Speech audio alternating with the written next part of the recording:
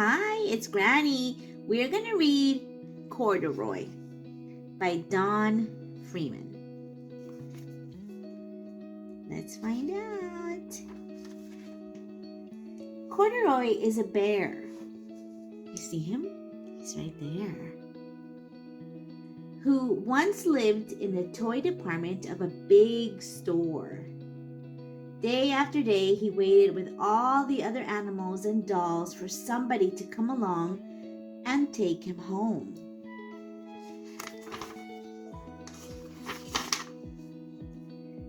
The store was always filled with shoppers buying all sorts of things, but no one ever seemed to want a small bear in green overalls. Oh, that's sad. Then one morning, a little girl stopped and looked straight into Corduroy's bright eyes. "Oh, Mommy," she said, "look, there's the very bear I've always wanted." "Not today, dear," her mother sighed. "I've spent too much already. Besides, he doesn't look new. He's lost the button to one of his shoulder straps." Oh, no. Corduroy watched them sadly as they walked away.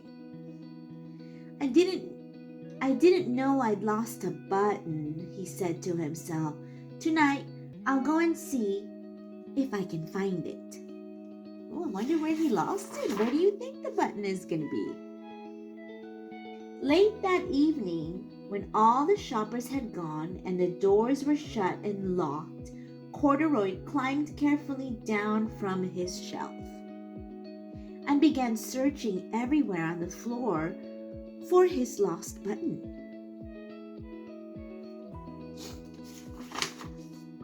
Suddenly, he felt the floor moving under him. Quite by accident, he had stepped onto an escalator, and up he went. Could this be a mountain? He wondered. I think I've always wanted to climb a mountain. He thinks it's a mountain. He stepped off the escalator as it reached the next floor, and there, before his eyes, was a most amazing sight.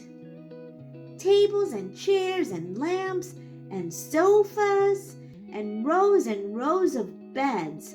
"This must be a palace," Corduroy gasped. "I guess I've always wanted to live in a palace."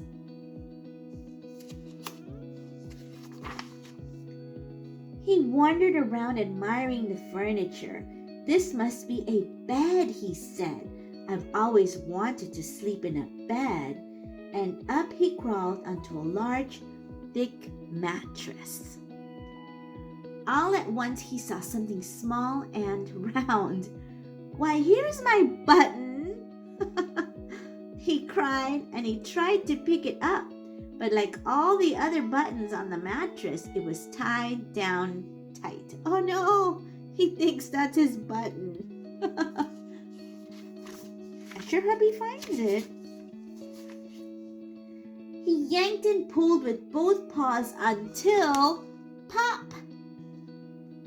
Off came the button, and off the mattress, My nose is itchy.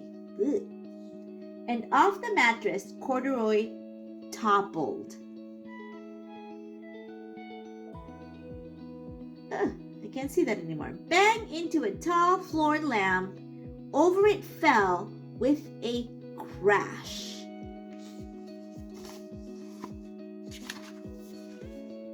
Corduroy didn't know it, but there was someone else awake in the store. The night watchman was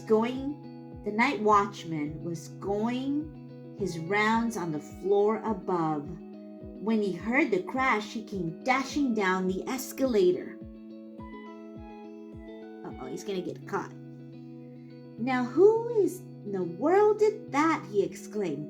"Somebody must be hiding around here."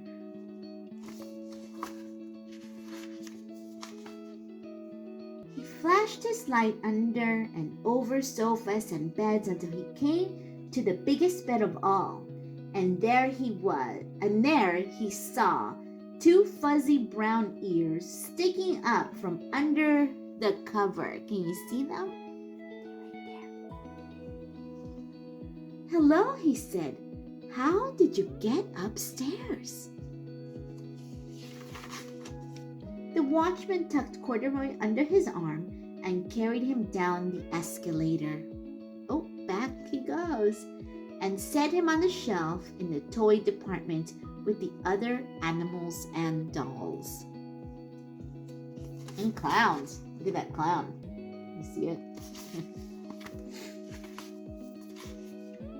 Corduroy was just waking up when the first customer came into the store in the morning. And there, looking at him with a wide, warm smile, was the same little girl he'd seen only the day before. "Oh, yay! I'm Lisa," she said, "and you're going to be my very own bear. Last night I counted what I've saved in my piggy bank, and my mother said I could bring you home."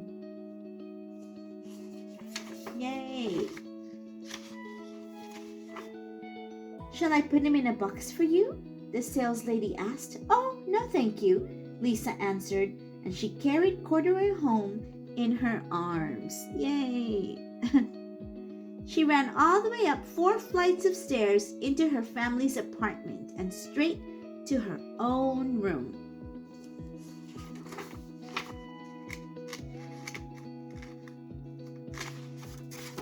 Corduroy blinked.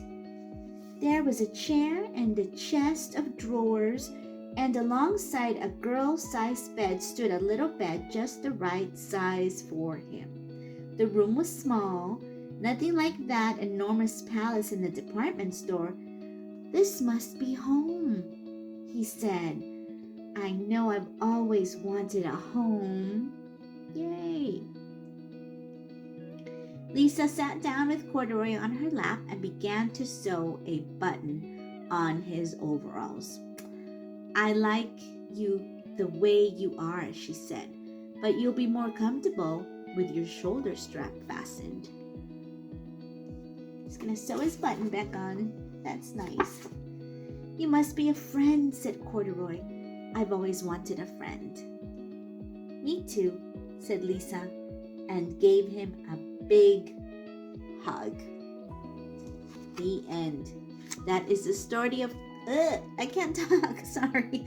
That is the story of Corduroy.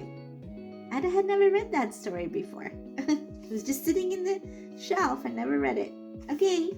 I hope you liked it. Remember, I love you. Bye.